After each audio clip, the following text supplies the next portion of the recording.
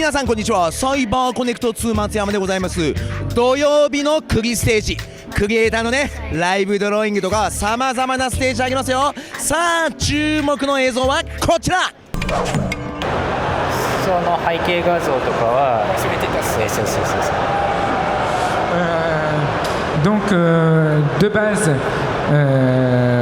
en général, je fais tout seul. Voilà, je suis seul à travailler sur mes mangas. Et en ce qui concerne les décors, les lieux, si c'est un endroit où je suis allé, où je peux aller par moi-même, j'en profite pour y aller par moi-même, effectivement, voir à quoi ça ressemble pour pouvoir dessiner ce lieu. Sinon, ça peut être des références évidemment, mais aussi, il y a, comme j'ai pu le dire, j'ai pu vivre quelques mois à Paris. J'ai fait j'ai pu dessiner, j'ai pu écrire aussi sur cette expérience à Paris, une histoire qui se passait à Paris. Mais quand j'ai travaillé sur cette œuvre, j'étais déjà rentré au Japon. Donc tout faire de mémoire, c'était pas évident. Donc même si ça se passait au Louvre, que j'avais vu le Louvre et que j'avais vu les corps parisiens et tout ça, je me suis quand même aidé de photos, de simulations qui permettent de reproduire le Louvre en 3D pour me rappeler ce que j'avais vu.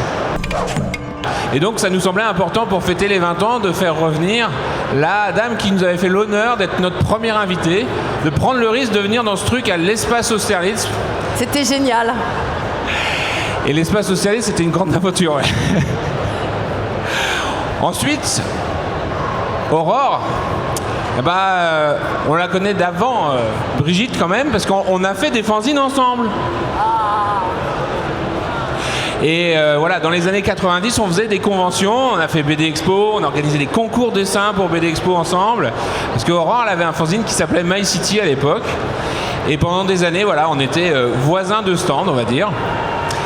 Et en 2006, quand on a cherché un nouveau dessinateur pour faire les affiches du festival, on a repris contact avec Aurore qui nous a fait le plaisir d'accepter. Et ça nous a tellement plu que du coup ça fait 14 ans qu'elle fait les affiches de Japan Expo Paris, mais aussi Japan Expo Sud, mais aussi Japan Expo Belgium, mais aussi Japan Expo Centre. Il y a juste Japan Expo USA que Aurore n'aura pas dessiné. Ensuite, du coup, il y a le festival Tanabata Matsuri à Sendai. Donc c'est un festival qui fête la fête des étoiles, c'est ça, qui se passe aussi du coup début août. Alors selon les calendriers lunaires ou solaires, ça peut changer en fonction des villes aussi. Et en fait, malheureusement qu'on y était aussi, il pleuvait encore une fois, donc pour filmer c'était pas simple. Donc on est allé filmer vraiment dans les Shotengai. Shotengai, ce sont des arcades commerçantes couvertes qui sont très très très longues. Et du coup, dans tous les Shotengai, il y a des espèces de tiges de bambou recouvertes de papier coloré qui font jusqu'à 10 mètres de haut.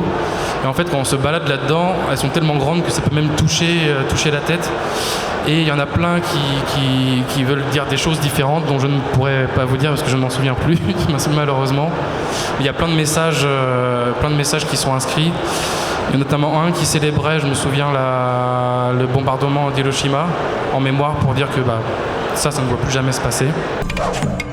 それはもともと好きで知っていたものでもあるし、改めて見返したものでもありますね。J'ai pas vraiment de connaissances dans les termes scientifiques, mais j'aime beaucoup les œuvres de SF à la base. Comme aujourd'hui, on a quand même fait beaucoup de progrès techniques. J'ai eu pas mal de documentation sur l'intelligence artificielle et les robots. Mais c'est surtout les œuvres de SF qui m'ont servi d'inspiration. Par exemple, j'ai re-regardé Blade Runner, qui met en scène donc des réplicants ressemblant trait pour trait à des humains. En fait, c'est pas un choix. Nous, on choisit pas ce qu'on va faire. On nous choisit pour faire quelque chose. C'est pareil au théâtre. On va te choisir toi pour jouer tel rôle. Au cinéma, on va dire tiens, j'aimerais bien jouer avec Annabelle Rouge. Je vais lui faire des essais. Et si elle est bien, si elle correspond au personnage, elle va être prise. Et En doublage, c'est pareil. En doublage ou en création de voix, on fait une création de voix, on dit tiens, j'ai créé tel personnage. Par exemple, en ce moment, je travaille sur La Petite Mort. Tiens, j'ai créé La Petite Mort. J'aimerais bien la voix de Brigitte Lecordier. Et on t'appelle. Après, toi, tu es libre de dire oui ou non, mais il m'est jamais arrivé de dire non.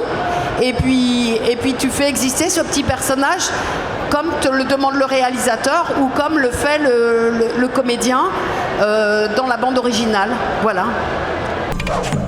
Et justement, Crunchyroll a été un des premiers à aller négocier justement ces droits. Je pense qu'à un moment, certaines compagnies japonaises ont été pragmatiques, pas tous, mais en tout cas, ils ont pris effectivement la mesure. Ils ont compris que leurs contenus étaient diffusés à travers le monde, qu'ils étaient appréciés, mais qu'ils n'avaient aucun contrôle dessus. Et d'ailleurs, Crunchyroll, une des premières licences qu'ils ont négociées, c'était Naruto. Alors, aux États-Unis, bien sûr. Mais ça, c'est quelque chose qui a pris beaucoup de temps parce que vous savez, les Japonais, quand c'est quelque chose... quand ils ne comprennent pas tous les tenants, les aboutissants, et surtout quand c'est quelque chose de neuf, comme on le disait, ils sont très réservés. Donc c'est pas du jour au lendemain où toutes les sociétés ont eu confiance et ont accepté de vendre leurs droits en streaming. Donc c'était le cas de TV Tokyo et qui allait plus loin avec Crunchyroll, puisque le deal aussi c'était de devenir un des actionnaires de la plateforme pour directement contribuer et peut-être aussi garder un œil sur la diffusion des séries qu'ils leur vendaient. Donc c'est comme ça que ça a commencé, en tout cas du côté de Crunchyroll. いかがでしたか皆さん、すごかったですね。そんなジャパンエキスポも残すところあと1日、日曜日をみんなで楽しみましょう。